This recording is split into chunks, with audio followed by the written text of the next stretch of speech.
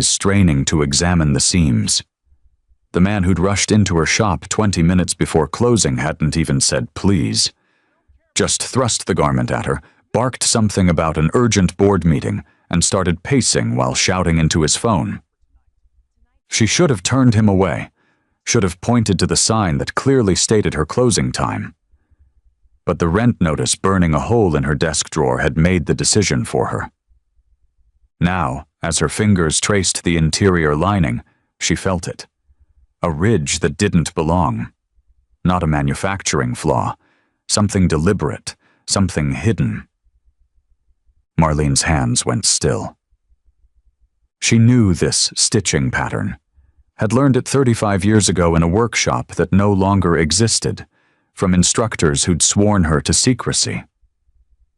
Back then, she'd been young and desperate for work, willing to ignore the quiet warnings in her gut that whispered something isn't right here. The pattern was called a Sinclair lock, named after the family who'd commissioned its creation in the 1950s. A way to embed verification codes into formal wear, invisible to anyone who didn't know what to look for. She'd been taught it was just a security measure, like a watermark on currency. She'd been 23 and naive enough to believe that lie. "How much longer?" The man's voice cut through her thoughts. "I don't have all night." Marlene looked up at him. Really looked. His watch cost more than her annual income. His shoes were hand-stitched Italian leather.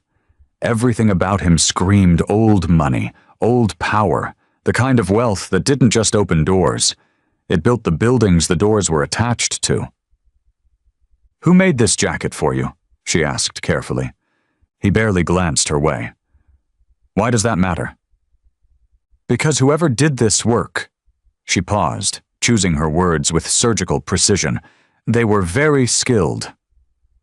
"Devereux Atelier, Uptown, 5-generation operation." He said it dismissively, as if the information meant nothing. But it meant everything. Devereux. She knew that name. Knew they'd been one of 3 workshops in the country trained in the old methods.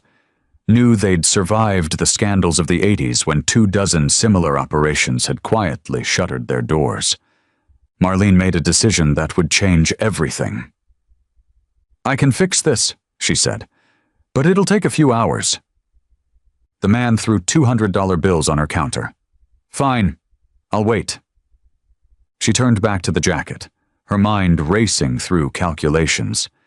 If she simply repaired the shoulder seam like he'd asked, he'd leave, and everything would remain unchanged. Safe. Silent.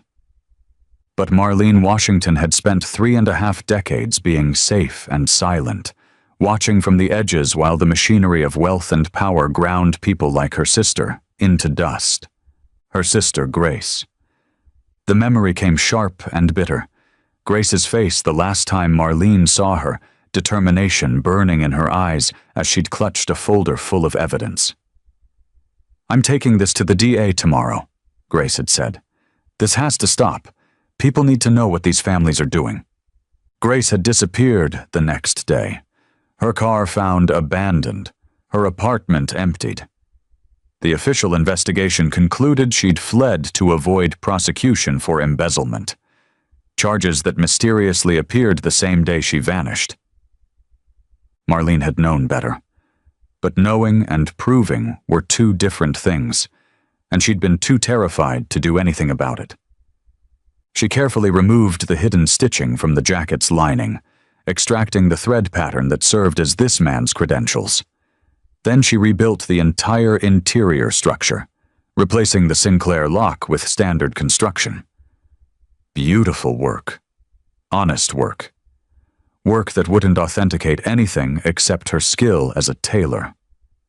When she woke him 3 hours later, the man inspected the jacket with the detached precision of someone used to perfection. "Good," he said curtly, reaching for his wallet. "No charge," Marlene said. He froze. "What?" "Consider it a courtesy." His eyes narrowed with sudden wariness. "Why?" Marlene met his gaze steadily. Because the person who made that jacket didn't just alter clothing. And I think you should know, whatever they embedded in that lining isn't there anymore. The man's face went through several expressions before settling on something between fear and fury. He grabbed the jacket, stalked to the door, then turned back. Do you have any idea what you just did? Yes, Marlene said quietly. I think I do. He left without another word. Marlene stood in her empty shop, her heart hammering, wondering if she'd just made the worst mistake of her life, or finally done something her sister would be proud of. She didn't have to wait long for the answer. The next morning started ordinarily enough. Marlene opened her shop at 7, just like she had for the past 23 years. Made coffee, turned on the machines, swept the floor. At 8:47, 2 black SUVs pulled up outside. Through her window, Marlene watched 6 people emerge, 5 in dark suits, 1 in a charcoal dress that probably cost more than Marlene's car. They moved with the coordinated efficiency of a military operation. The lead attorney introduced himself as Connor Hastings, partner at Whitmore and Associates. He was young, maybe 35, with the kind of confident smile that made Marlene's stomach twist. Ms. Washington, we're here regarding a service you provided last night to a client of Devereux Atelier. I fix clothes every day, Marlene said carefully. I'd need more details. He pulled out a tablet, swiping through what appeared to be security footage. There she was, accepting the jacket. There was the man leaving hours later. The garment contained proprietary authentication markers. Hastings continued smoothly. Registered intellectual property. Those markers are now missing. I fixed a shoulder seam. We need to know what you altered, whether you retained any materials, who instructed you to remove protected elements. Before Marlene could respond, her grandson Marcus pushed through the door. At 26, he was in his final year at the State University's law program, a fact that had been Marlene's pride and joy right up until this moment when it became their lifeline. Who are you? Marcus demanded, his eyes taking in the scene with rapid assessment. Attorneys representing...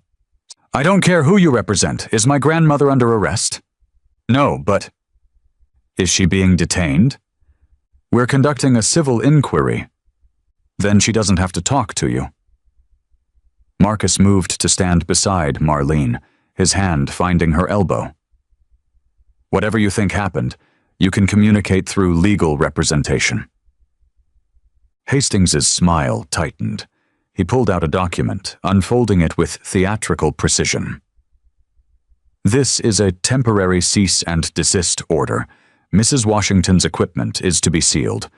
No further work is to be performed on these premises pending resolution of potential intellectual property violations. Marlene watched, numb, as the attorneys placed official-looking stickers on her machines, her cutting table, her steam press. The tools she'd used to build her life suddenly declared off-limits.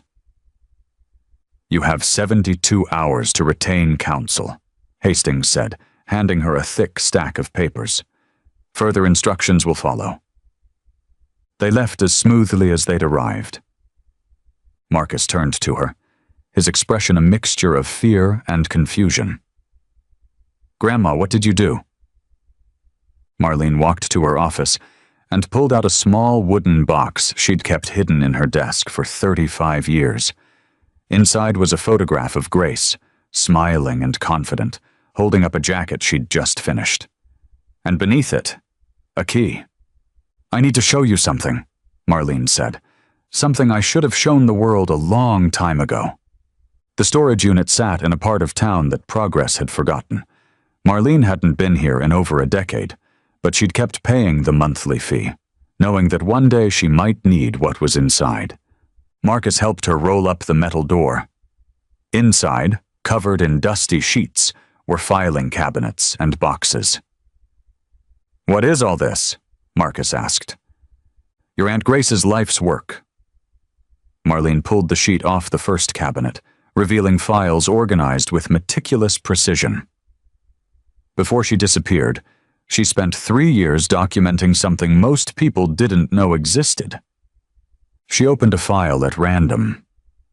Inside were photographs of clothing, expensive suits, formal dresses, ornate waistcoats.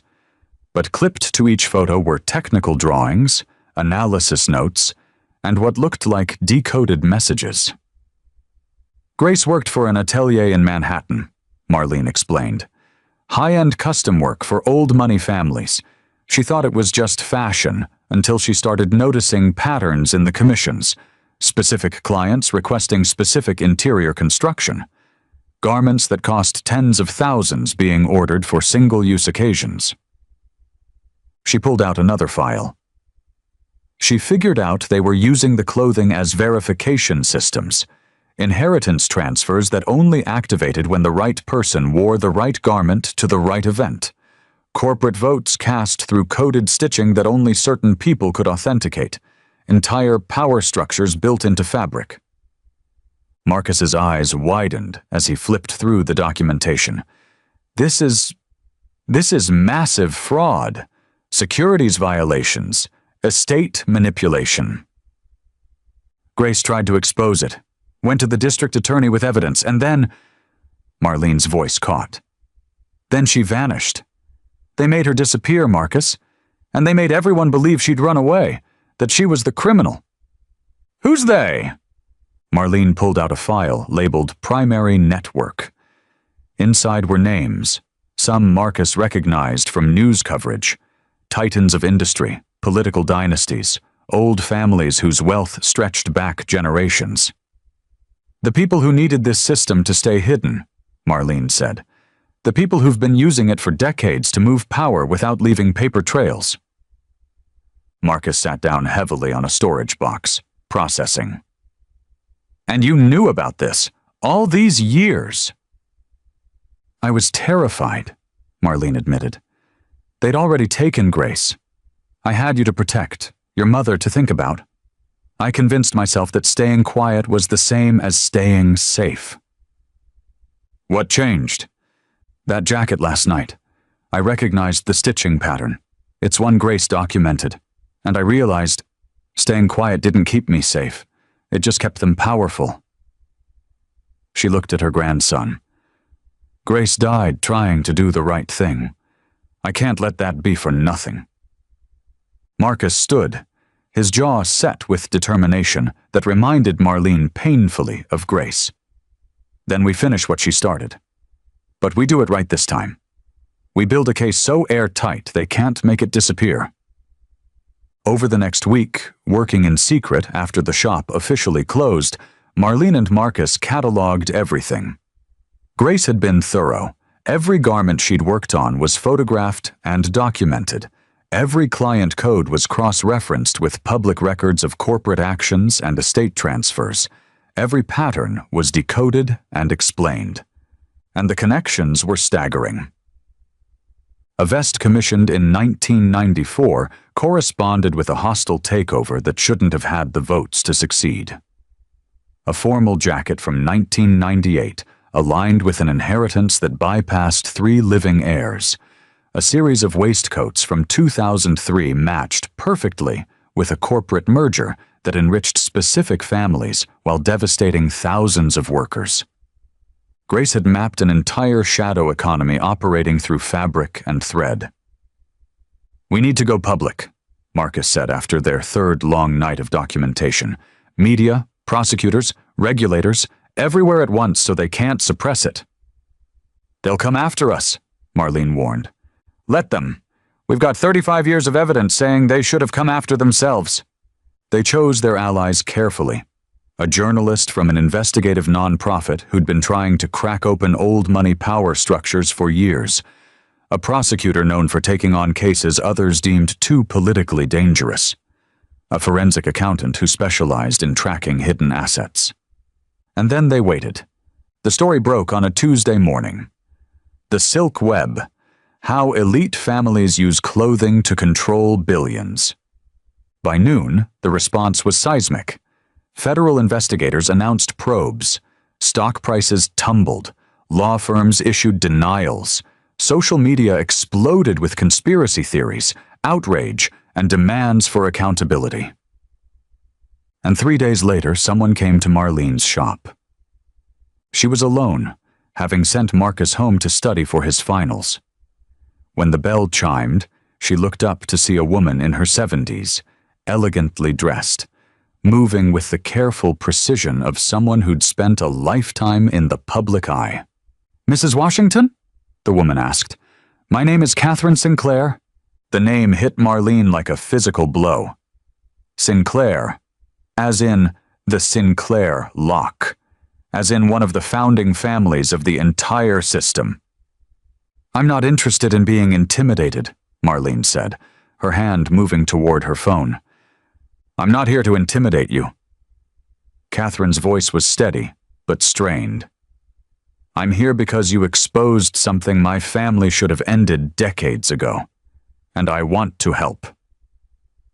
Marlene studied her, looking for the trap.